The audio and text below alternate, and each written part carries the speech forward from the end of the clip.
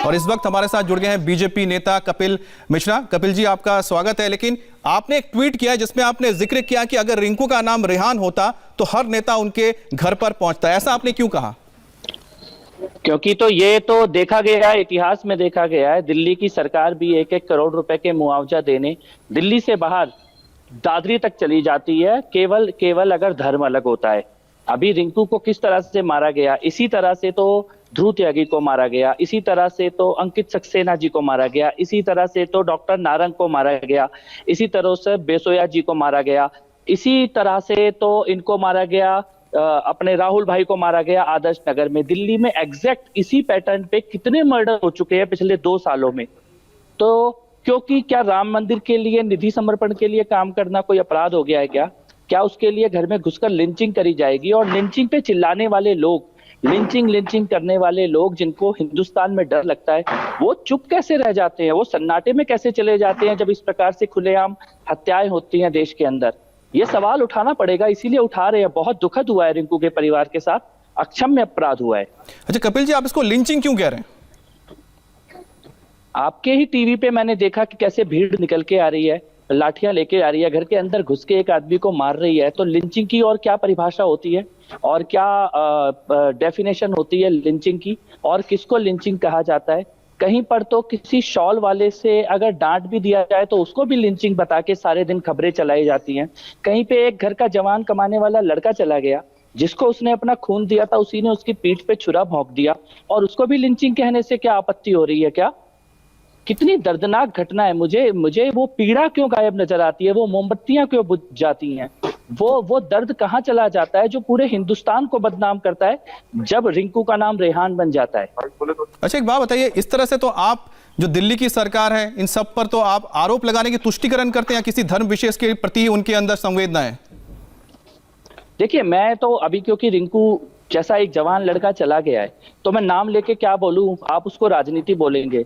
लेकिन क्या आपको नजर नहीं आता कि दादरी तक दौड़ते चला जाने वाला मुख्यमंत्री अपने घर से 5 किलोमीटर दूर अभी तक तो नहीं गए, एक बयान भी देने से बच रहे हैं? क्या ये सवाल उठाने नहीं चाहिए? राहुल का घर उनसे 3 किलोमीटर दूर है, आज तक तो नहीं गए, 3 महीने बीत चुके हैं राहुल की हत्या को। तो 1-1 करोड़ रुपए दिए इन्होंने, यूपी में, हरियाणा में जाकर, हैदराबाद में जाकर दिए 1-1 करोड़ रुपए। तो ये सवाल क्यों ना पूछे जाए? अच्छा, लेकिन पुलिस का तो ये कहना है कि इसमें कोई धार्मिक एंगल है ही नहीं। मैं तो यही पूछना चाहता हूं दिल्ली पुलिस से भी कि ऐसी दिल्ली में 2 साल में कम से कम 11 हत्याएं हो गई हैं, दिल्ली पुलिस इन हत्याओं को रोकेगी कैसे? और दिल्ली पुलिस ने कहा कि बहुत पुराना विवाद है, तो मैं ये भी पूछना चाहता हूं कि आखिर कितना पुराना विवाद है? 1400 साल पुराना तो नहीं है कहीं ये विवाद? दूसरी बात तो यही होती है कि जो दिल्ली का लॉ एंड ऑर्डर है वो तो गृह मंत्रालय के पास है, वहां तो बीजेपी की सरकार है केंद्र में। हाँ, इसीलिए तो मैं कह रहा हूं कि मैं दिल्ली पुलिस से ये सवाल उठा रहा हूं कि और कितने लड़के हम लोग खोएंगे। दिल्ली पुलिस को इन सभी अपराधियों को पकड़ना चाहिए और फांसी की सजा से नीचे की सजा स्वीकार नहीं है। आप धैर्य की परीक्षा ले रहे हैं लोगों की, लोग सड़कों पर उतरेंगे उसके बाद ही न्याय मिलेगा क्या? कपिल मिश्रा जी, एक बात बताइए कि दिल्ली में इतना बेखौफ कैसे हो सकते हैं लोग कि उनको कोई डर ना हो और सरेआम एक साथ, एक नहीं, 2 नहीं, एक भीड़ बना के किसी परिवार पर हमला कर दे? आखिर ऐसी व्यवस्था कैसे है? हाँ, क्योंकि एक बार करने के बाद बच रहे हैं तो दोबारा कर रहे हैं। अगर जब आईबी ऑफिसर अंकित शर्मा को मारा गया था वो सब लोगों को फांसी होती तो फिर देखिए, केंद्र में तो बीजेपी की सरकार है ना, गृह मंत्रालय। मैं तो कह ही रहा हूं, मैं आपको इसीलिए कह रहा हूं तो कार्रवाई तो करनी पड़ेगी, तो आप अपने नेताओं को बताइए कि करें। बिल्कुल करनी पड़ेगी। मैं तो कह ही रहा हूं कि मैं दिल्ली पुलिस के ऊपर सवाल उठा रहा हूं, दिल्ली पुलिस की सक्षमता के ऊपर सवाल उठा रहा हूं, दिल्ली पुलिस को फेलियर मानता हूं इस मामले में। लॉ एंड ऑर्डर ऐसे थोड़ी चलता है कि दिल्ली में लड़के मरते चले जाएंगे और पुलिस हाथ पे हाथ धरे बैठी रहेगी। ये 11वां मर्डर है इस प्रकार का दिल्ली शहर के अंदर पिछले 2 साल में, जिसमें भीड़ आती है और किसी एक बच्चे को मार के चली जाती है।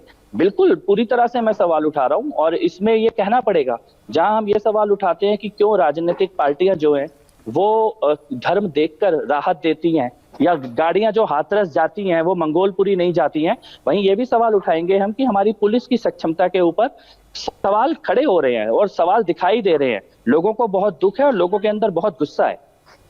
अच्छा, आपने तो बहुत सारे नाम लिया, अंकित सक्सेना का नाम लिया, ध्रुव त्यागी का नाम लिया, सभी जो नाम लिए, क्यों इतने सारे जब चीजें हो चुकी हैं तो एक डेलीगेशन बना लीजिए और गृह मंत्री से मुलाकात कर लीजिए, बताइए कि दिल्ली में क्या हो रहा है।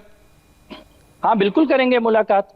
और ऐसा भी नहीं है कि उनकी जानकारी में नहीं, लगातार पुलिस से एक एक सेकंड की अपडेट ले रहे हैं, अपराधियों को पकड़ा भी गया है। लेकिन मेरे को ये सवाल मैं उठाना चाहता हूं कि ये तो कोई मिथक तो नहीं है, ये तो होती हुई घटनाएं हैं।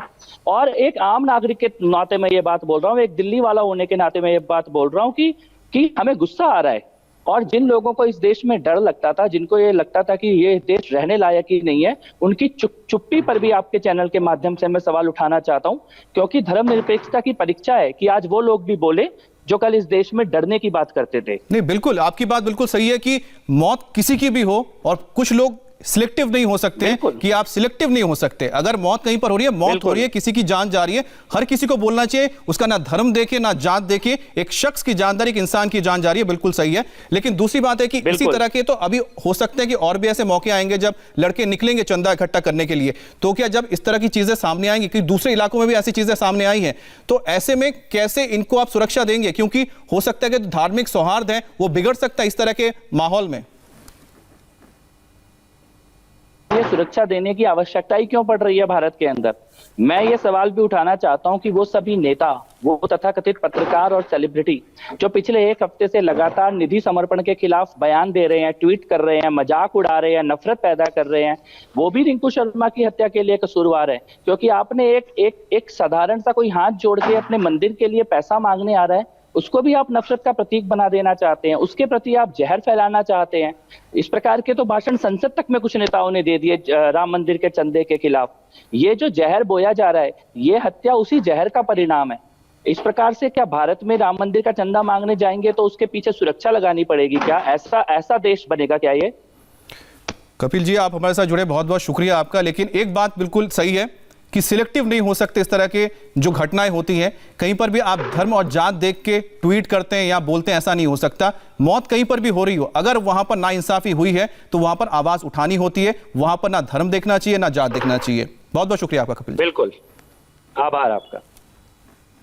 इस बड़ी खबर पर लगातार हम बने हुए हैं, ताजा अपडेट के साथ आगे भी आपके पास लौटेंगे। लेकिन फिलहाल रुकेंगे एक ब्रेक के लिए, और ब्रेक के बाद देखिए 10 मिनट में अब तक की 100 बड़ी खबरें।